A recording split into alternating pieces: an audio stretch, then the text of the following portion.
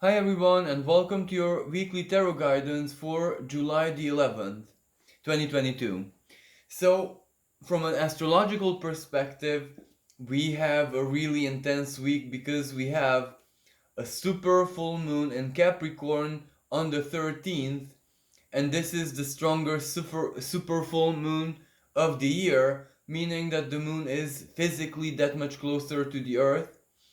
So you can imagine that besides astrology and magic and mysticism, well, it will still affect us psychologically quite a lot. Because, it's the closest moon. So that is one part of the picture, the intensity. And the other one is all the karmic energies. And if you watch the astrology, the horoscope, this full moon reactivates, it evokes, so to speak, like as we recall a memory in that sense. The conjunction of Saturn and Pluto on the 12th of January 2020, which brought on the massive world changes and all of that.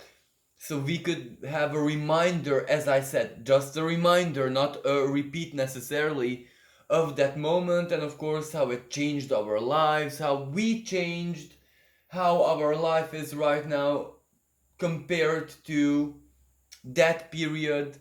So, this can be quite emotionally and in so very many different ways because earth energy, materially perhaps, professionally for a lot of people, so it's gonna be busy. And if we add karma to it, and if we add, whatever is going on collectively to it, it's not that very easy yet.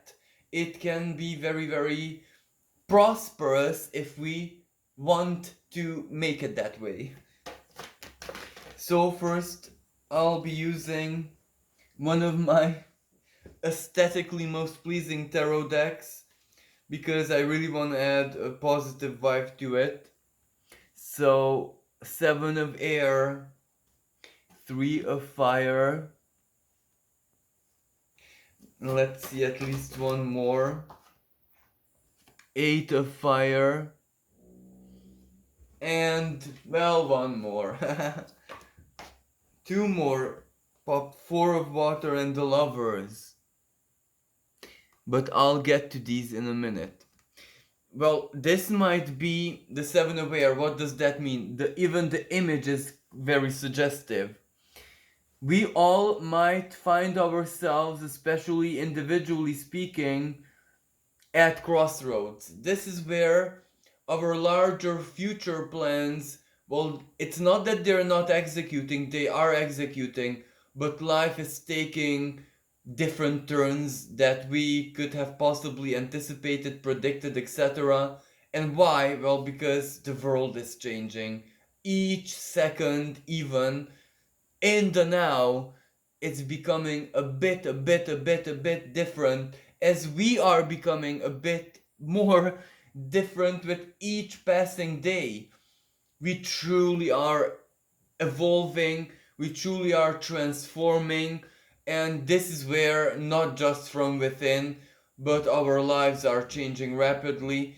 So, of course, this is where we need to reconfigure our how should I say, our maps, our inner maps, especially the spiritual one, because the mental one is changing without us having any control over it.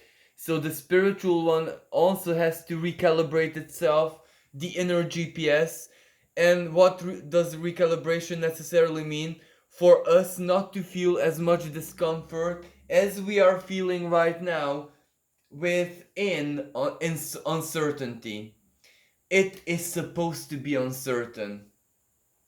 If you listen back to the horoscopes of most astrologers in 2021, what they predicted in 2022, the end of 2021 and 2022, basically, a great uncertainty, unpredictability. This is the year of surprises, shocks.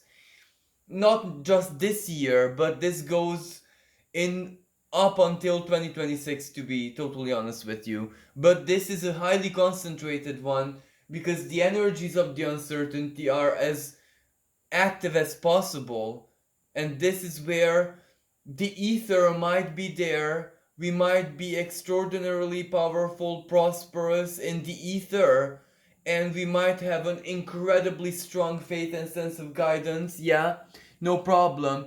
But whenever the map is changing, we have to change the patching basically.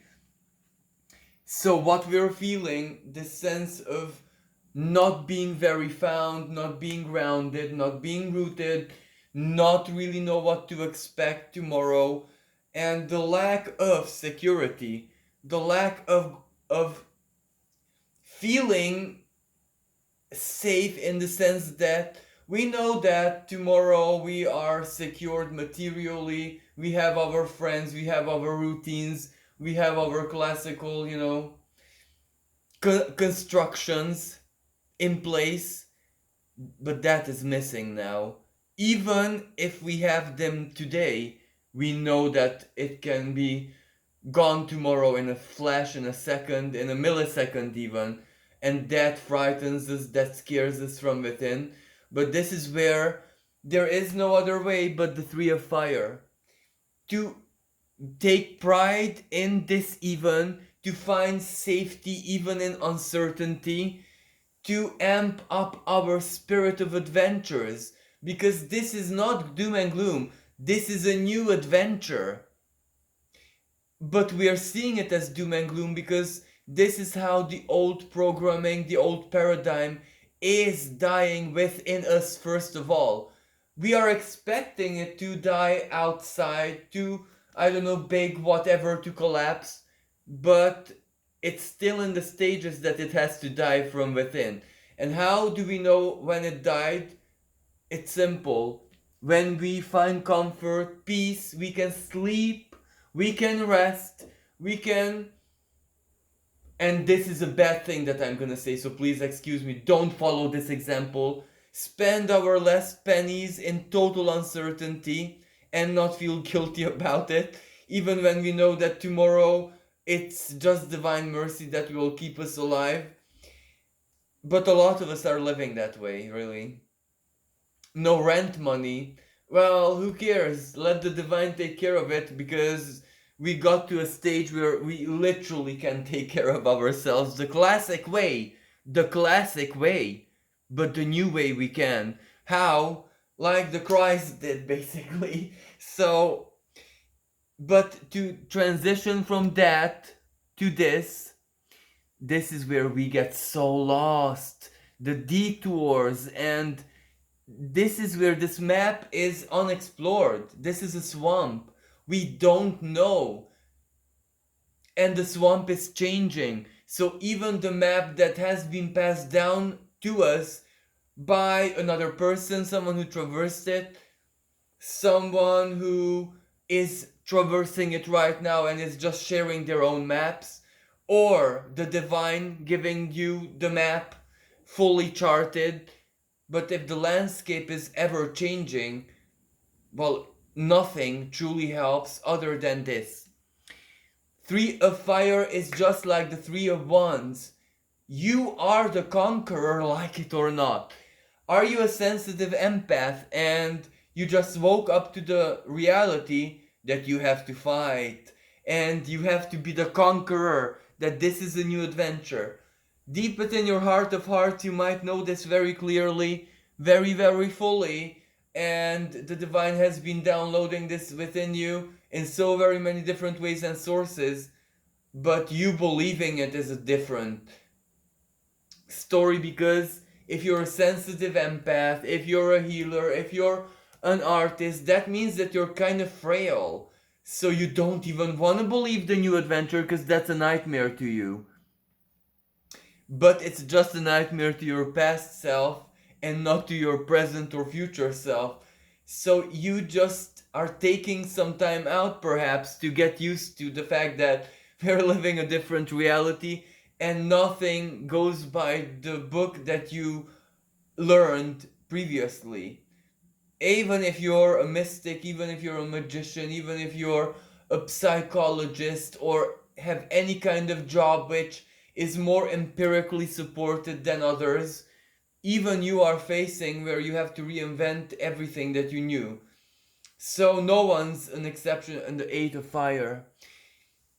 World changes. This is where cosmic activity for real. Meteor showers will bring new energies. Solar radiation is different now. The sky is different. Even astrology itself is different. This is where we're living a quantum reality and we're missing something from it. Because living a quantum reality usually destroys us, and this isn't a mystery.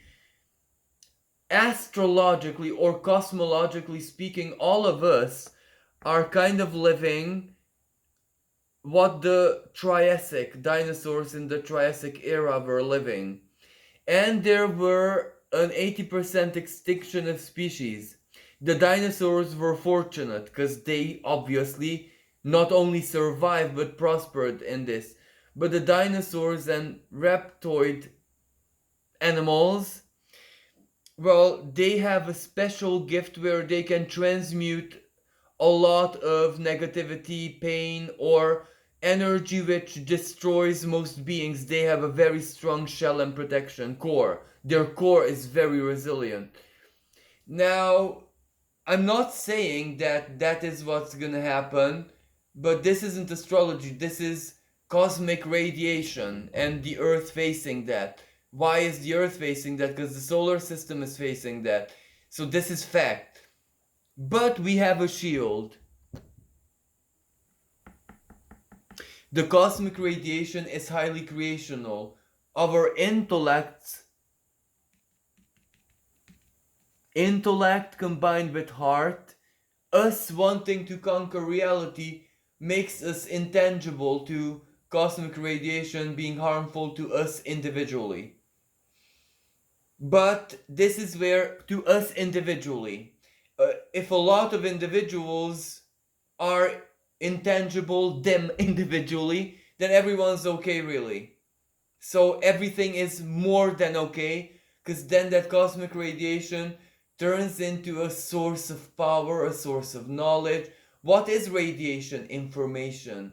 So cosmic information, so severe that it kills that which is not intelligent enough, but that which is intelligent enough or has an intelligence potential in it, well, that survives and thrives and prospers, just like the dinosaurs alchemized that into something beautiful. Why can't we?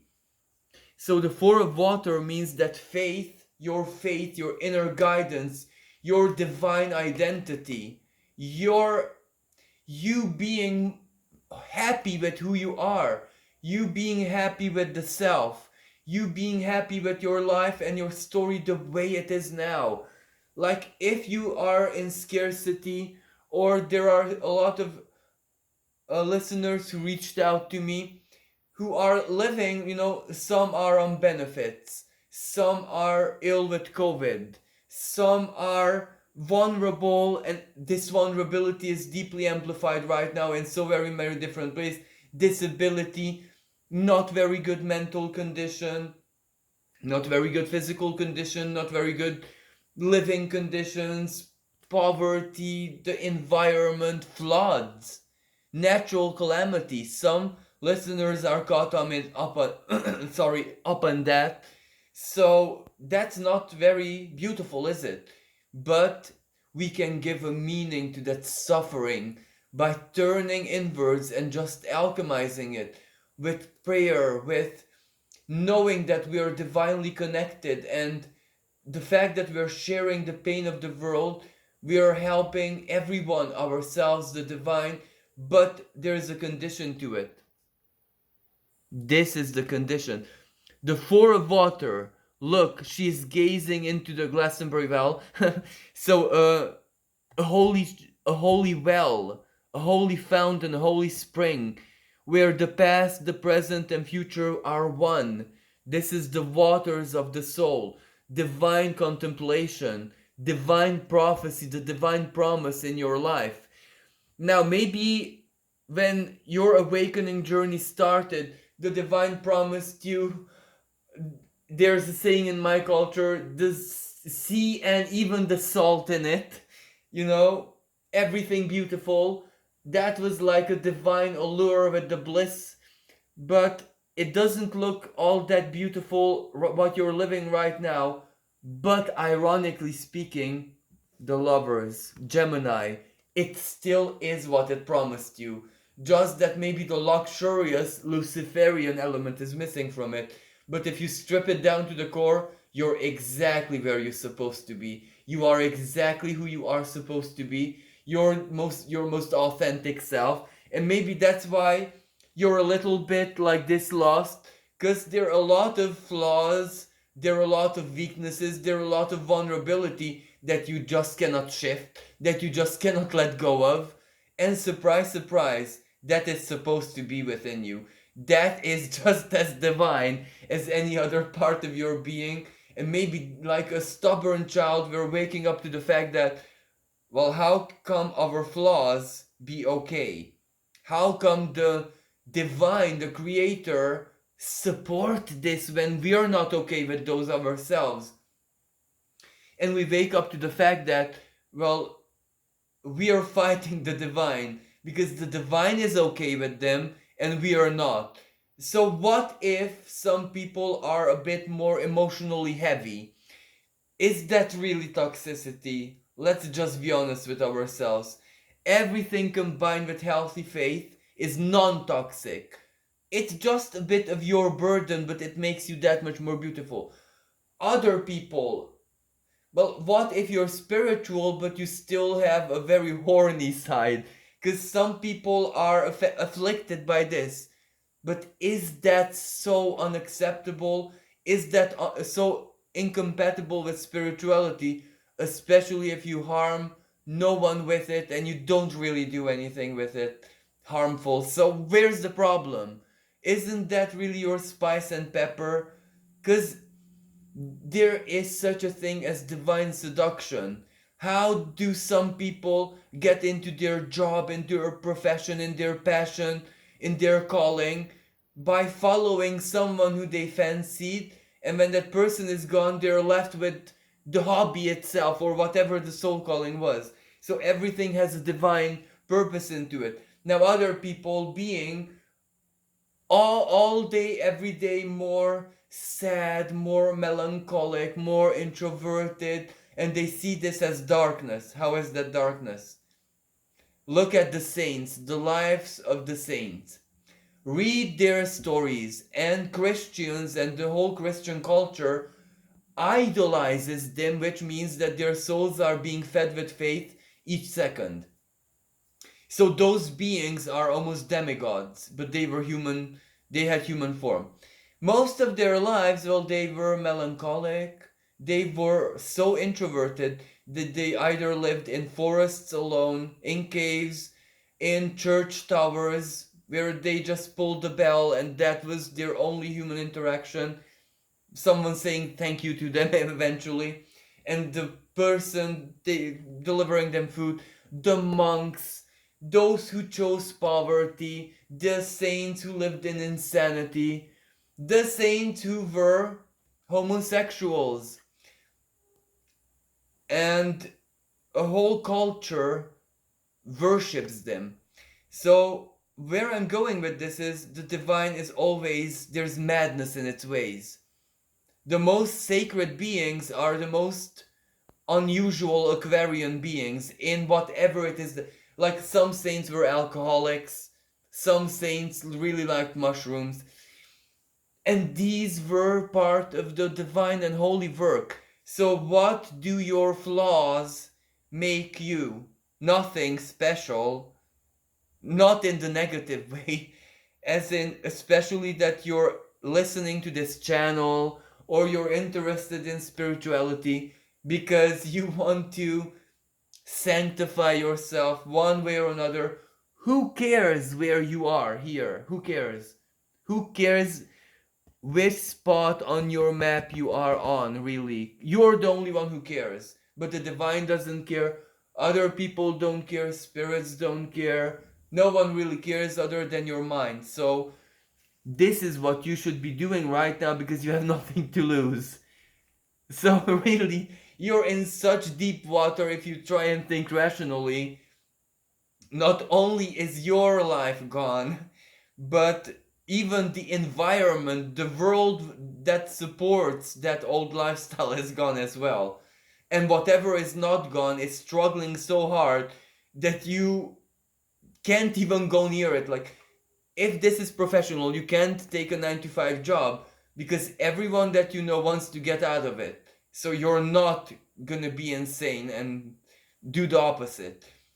Or if this is your spiritual path, well, the old tomes and grimoires and the Kabbalah and the meditation technique, which was valid for tens of thousands of years, is simply no longer resonant of you. What are you gonna do? Go within yourself and just do what feels right, and that's your truth.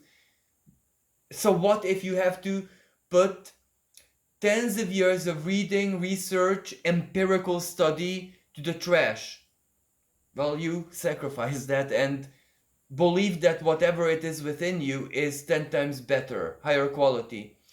But that which you put in your trash, the South Node in the Scorpio, that's a data bank. So you know exactly how it used to be and how it got into something totally different. So you are already a historian or a researcher. That's already a great power that you possess. So enjoy the new. And the Four of Water, this is where you have to give a different meaning even to your past. Your past is no longer the past of the person who you used to be. As weird as Twilight Zone chapter as this sounds, this is where we shifted so much that even the past is different. You know, the Mandela effect. How do you know that you're not a person who is under a personal Mandela effect? Because the human mind can do anything. So recall the past and put facts together, how different even the figures and the numbers are right now, and how much doesn't make sense. How many loops are there in your memory? Sanctify that, make that your own. That's a great, when you purged, that is how you know that the purge is real, because even the memory left you. And ultimately, the lovers. Well, the lovers can mean two things really. Either that whatever makes you safe, the other, and for a lot of people that's not a person, that is the money, the job. When I say job, whatever job, divine job means for you. Or your situation, whatever your situation is, you have needs. Now that need slowly comes to you. Chunks of it already appeared in your life, you can't deny it, so the rest is somehow coming. For others still, this is the lover that you already gave up on. As in, maybe this is what you've been playing all along, that once, when this is the Venusian activity, when Venus is in a good position, you are full of dreams and hopes. When Venus is in an uncomfortable position, you surrender, you don't want it anymore, you're fine alone, better alone. And then of course you suffer. When Venus is in dual sign, like right now in Gemini, it's both. So it's driving you mad. This means that maybe that person is closer than you think. So I wanted some tarot clarification. So the Wheel of Fortune, Strength, Reverse. So you feel very, very weak, powerless, even physically, drained of power, drained of motivation, burned out. But you can surrender, because each time you do a gesture, an act of surrender to the universe, where you say you surrender, it somehow says back that it doesn't accept your surrender. So it expects you to, well, keep on. And this is where the Three of Coins reverse. You might ask yourself, but how? What with? This is where you're really trying and forcing divine guidance to come to you, but the universe is almost like toying with you because it expects you. You see, this 10 of Wands, the burden to figure it out on your own, or it just expects you to have blind faith that it's gonna be okay, and that doesn't sit very well with you. Yeah, the Queen of Cups, the world reversed. This is where you're in a state like it can't possibly be okay anytime soon, and not because of you, but because you know that there's trouble ahead in the world, as in financial trouble or some kind of disruption. You know, you smell danger, but what is that unexplainable deep inner optimism and faith within you? Because you totally get the fear getting lost, why you're lost, but you don't get why you're not as afraid as you should be. So this is like a dichotomous energy within you.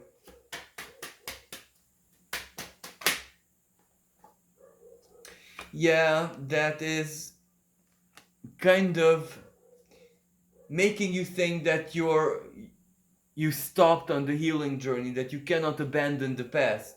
But that's just an illusion. That's just Neptune. Yeah, again, the same things are coming out. You fear that it's not gonna be okay. You fear that there's no way of a completion happening in your life. But yeah, all the universe says, rest assured, because something is gonna be the way it has to be. So everything's gonna be okay, but whatever that means to the universe, really. And even you just don't have any expectations, but it's gonna be okay, really. Help is coming, but this is the key to it, the attitude, the conqueror. You're okay, you're an adventurer, you're exploring something unknown, something that no one documented, no one charted. Imagine the opportunity, the intellectual, the any kind of opportunity in that, because you're a groundbreaker. Nothing of the old is valid anymore.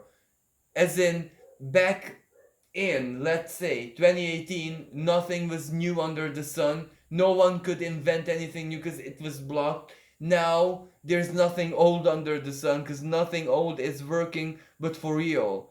So, this is where, for a lot of people, this is their chance and opportunity to be the groundbreakers they always dreamed of. So, thank you so much for listening.